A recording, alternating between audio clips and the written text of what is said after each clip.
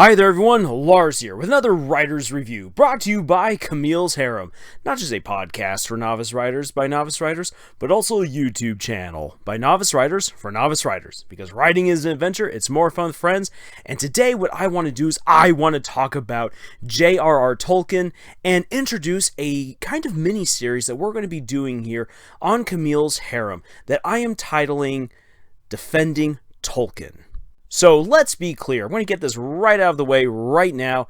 I have about 0.001% in the Amazon Lord of the Rings series that it will do really any kind of good for the Lord of the Rings. I feel like this is going to be an absolute disaster. The writers have really no idea what they're doing. Some of the rumors that are coming out about the show have me feeling just very confused. I am a huge Tolkien fan. I know a lot about the lore of Middle-earth, and I'm scratching my head wondering, where are they coming up with these ideas? How do they think they're going to pull this off? Do these people really have any clue as to what they're doing? And then I look at who the writers are, I'm like, oh, these guys I have more credit to my name than these guys do. And I'm a novice writer. At least I've done 3 books. So unlike a whole lot of other YouTubers out there who I know are just going to tear into this series when it comes out, and that there's going to be this incredible, long, ugly slugfest between YouTubers, Tolkien fans, and the creators over at Amazon, and also those weirdos over at the Tolkien Society who have been laying the groundwork of basically perverting the works of Tolkien and trying to besmirch his legacy in just some of the weirdest ways. Well, that's going to bring a lot of negativity to YouTube, and negativity sells. But you know what? We need to have a little bit more positivity. And I don't want to just be a reactionary reviewer. I want to be someone who also, besides not just bringing positivity to the table, brings good constructive criticism, brings hope, brings something good for other writers out there that they can take away and implement in their own practice, so that way they can become the best writers that they can be. Because, like I've said many, many times, your stories need you, you need your stories, and the world needs your stories. And that is what Camille's Harem is all about. So within the spirit of promoting positivity and good criticism and writing advice, what I want to do is I want to kind of get ahead of the curve and talk about what makes the works of J.R.R. Tolkien so fantastic, and why they continue to be an inspiration to legions of nerds, creatives, and people who just love fantasy, and dive into some of the more specific lessons that we can take away from his legacy, from his work, so that way we can improve as writers ourselves and continue the amazing work that he began.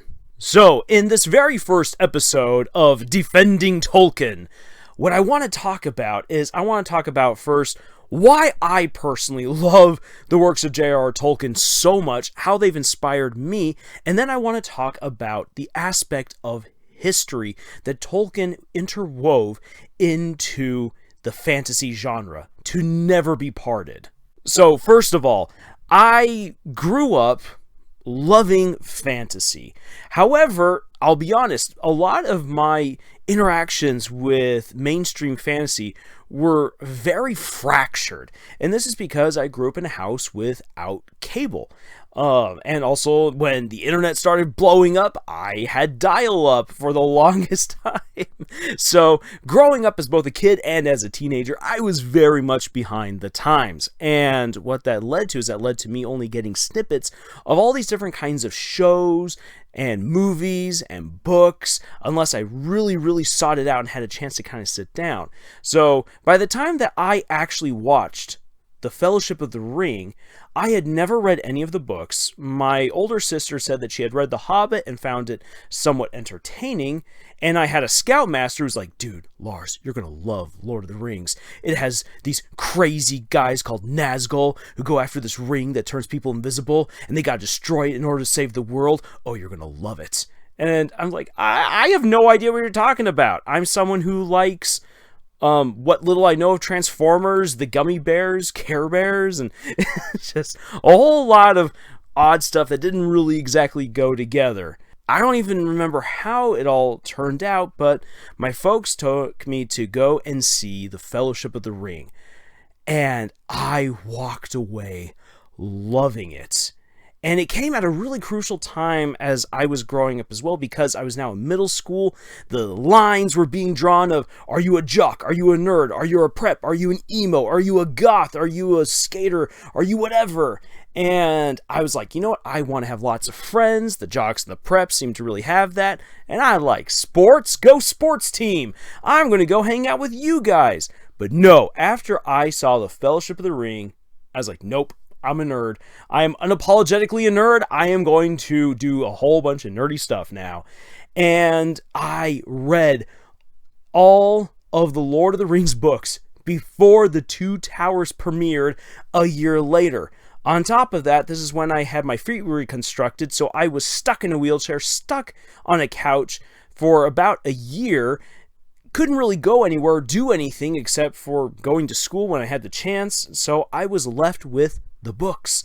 And I devoured everything that J.R.R. Tolkien and his son Christopher Tolkien had produced for Middle-earth. And their stories just simply blew my mind. It took me to this amazing fantasy land that I wanted so desperately to be a part of. And I just loved the way that Tolkien portrayed the elves, the dwarves, the men, the history, the world building. I loved the hobbits. I wanted to go hang out in the Shire.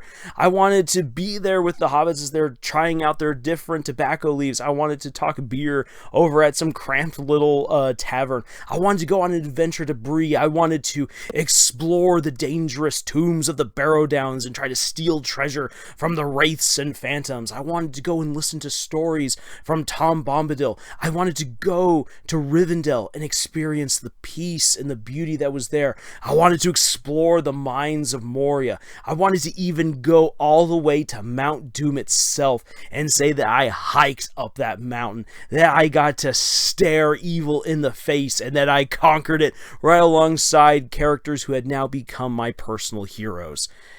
And I then wanted to create my own stories. However, for the longest time, and I've talked about this before on our podcast, I was scared of doing this. I was really, really bad at writing dialogue. By choosing to be a nerd, I really limited my scope of friends, and that had massive repercussions all the way from middle school all the way to throughout the end of high school. So I really didn't grow up having many wide conversations with other kinds of people. And as a result, I felt like I'd be inadequate in writing interactions between characters. This was a huge stumbling block to me writing out my own stories. But Tolkien still inspired me. He inspired me to do world building, history, and maps. And that was something that I got really into as I created these long histories and story ideas for characters. I drew maps, I came up with histories, and all of these things. And those carried on over to inspire the later stories that I've now been writing and publishing. And that's just something that I think goes for a whole lot of creatives out there. Tolkien has inspired them to just do incredible things. He laid out these wonderful roadmaps for how he did his own work. Everything from portraying the characters to creating specific areas within his world, writing up the histories, following themes of good versus evil, of honor, of technology versus the great rural ways, and what makes a legend, what makes myth, what is faith, and how does faith play into the everyday decisions that people make? What is the contribution of the little guy in comparison to the contributions of the great heroes and kings of all legends and ages? It ends up being something just as significant. These are powerful themes, powerful stories that he lays out in easy to understand detail. And I think this is one of the reasons why his works, more so than almost any other fantasy writer, has really inspired other people to take up the torch and continue on.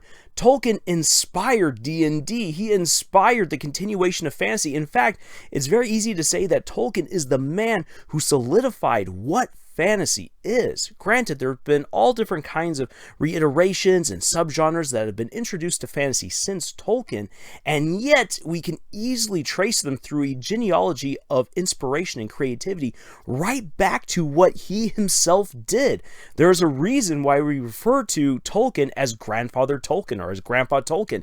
He is the man at the head of this great family of fantasy writers. He is the patriarch. He is the man who laid down the law, and we have either been inspired by him or we have been writing to try to subvert what he established. And even if people succeed in doing that, what he established has stood firm as the standard for all fantasy since he put pen to paper.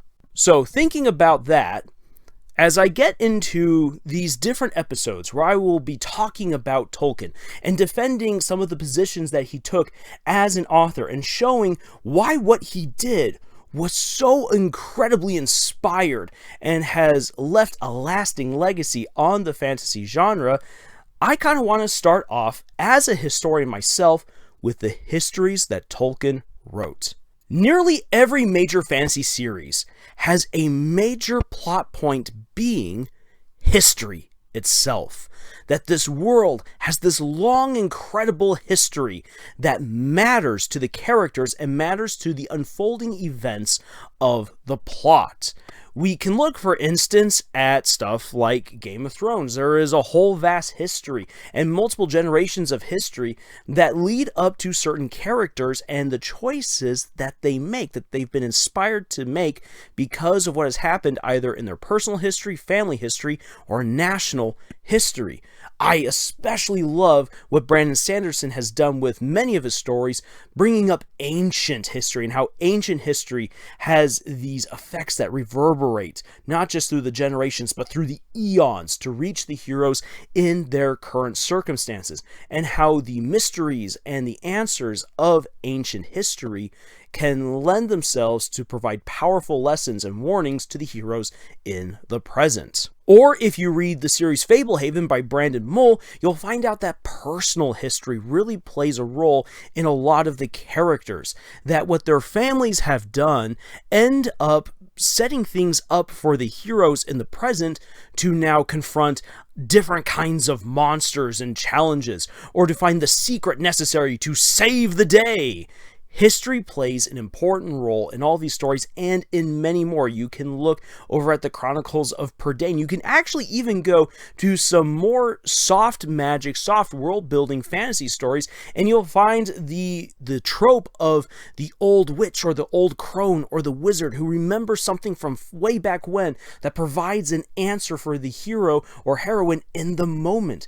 History is inextricably linked to fantasy, and that is because Tolkien himself relied heavily on the use of history to create his mythos.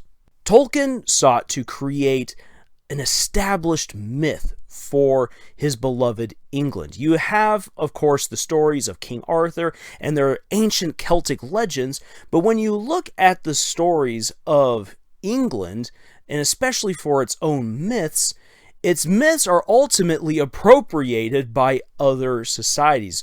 They are either linked to the Romans, or they are linked to what little we know about the Celts, or they're linked to what we surprisingly little know of the Vikings and their own stories. Tolkien, as a historian and as a linguist, knew that much of the ancient beliefs of the old British and the old Celts were lost. And what we had left over from them were essentially fairy tales. And so what Tolkien did is that Tolkien wanted to bring those fairy tales and that old magic together to complement a new history that would bring up the valor, the traditions, the strength of the British spirits. However, when you look at it, Great Britain got halfway conquered by the Romans. Great Britain got conquered by the Vikings. Great Britain got conquered by the French. And so this would almost kind of seem to say that it's like, you think that Britain has this great, powerful soul and magic behind it? Ha ha ha! Oh, I wonder where that was all those times that they got their butts handed to them in battle. So what Tolkien wrote was that Tolkien created this new history that begins with its own creation mythos and flows from age to age to age with all of these amazing, intricate, and interconnected stories of heroes and villains as it all builds up and culminates in the fight for the soul of Middle-earth itself, with the story of the Lord of the Rings and how men came to basically inherit the earth and establish the modern kingdoms that would become Great Britain itself. And as an ardent student and teacher of history and of its linguistic ties, Tolkien was well armed to know how to create a well thought out and intricate history. And it shows. If you go anywhere within his extended works, you will see how events build upon each other. I was just recently watching a video done over by the people at the channel Wizards and Warriors, where they've been looking at the battles of Middle-earth, and they're fantastic. I'll have a link for them in the description because they are definitely worth watching. And they bring in the histories and everything like that. And as I'm watching them, I'm like, but there's these other histories that tie into this, into that. Like, for instance, just a good brief example of this. Tolkien actually created a good historical reasoning for the animosity between the dwarves and the elves. If you don't know it, I'm going to spoil it right here. Basically, it actually begins not when the elves and the dwarves first meet. In fact, they actually kind of get along pretty well, and especially the Noldor and the dwarves get along very well because they have similar interests in mining, craftsmanship, discovery, building, so many different things they love getting on. No, it is when the dwarves grow jealous of the elves of Minigroth, when King Thingol gets his hands on a Silmaril, thanks to the efforts of his daughter Luthien and his son-in-law Beren, which is a whole other story itself, which is inspired by other events as well. See, history is interconnected. It's awesome. But in any case, Thingol gets his hands on a Silmaril. And being the only elf who's married a Maiar, he's like, you know what? My wife, my beautiful angelic wife, deserves this glorious gem fused into this beautiful necklace. And so he asked the dwarves to make this special jewelry for her. The dwarves make it, but then the dwarves grow greedy. And when Thingol arrives, they say, no, we're going to keep this. And they kill the king of the elves, or one of the kings of one of the strongest elven kingdoms, and to then solidify their theft of this precious jewelry, they wipe out the entire kingdom of Minigroth.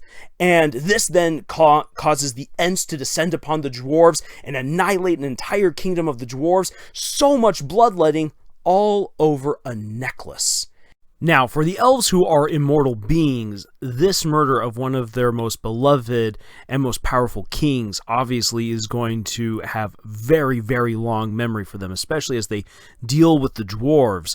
And granted, the elves and the dwarves still have many times that they work together, but this is always kind of just like that splinter underneath your fingernail. It's just so aggravating. It's there. It's hard to get rid of. It's painful. And you can move on and do things with your hand still, but it just hurts. And for the dwarves, well, the dwarves are of the opinion of that, well, we did pay for it. We shouldn't have had an entire kingdom punished by some crazy tree folk because some guys decide to go off the rail and murder your king. That sucks. We get it, though. Move on. So it's clear then that there's some lingering animosity here. Now, Tolkien doesn't really play it out that much, not as much as you would expect, but it is still there, and it is a problem that needs to be addressed from age to age. And then, just to finish this up, because it's so beautifully done in The Lord of the Rings, this all comes together and the healing can truly begin when Gimli is at Lothlorien and he sets aside his prejudices against these elves and against someone like Galadriel, who had been not necessarily a servant to King Thingol, but a very treasured advisor at Minigroth. She knew of this. This was a very personal attack to her, that what the dwarves had done to Galadriel, one of the most beautiful, one of the most powerful elves in all of elfdom, is there.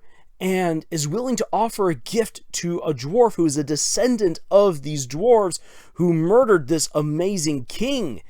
And Gimli, who has finally been able to set aside his prejudices and everything, he just says, there's no gift that you can really offer me except to look upon the Lady of the Galadrim one last time, because she is the greatest jewel, and your charity and your care for your people and for me have touched my heart. And if there's any one gift that I could actually hold that would mean anything, it would be to have one hair from your golden head. And she asked, well, what would you do with it? And he said, I would preserve it within a gem, so that way it may be a treasure to my family and to my kin for all time, to show what the elves are really like, that they are a beautiful people, that they are an amazing people, and that the animosity between us should cease.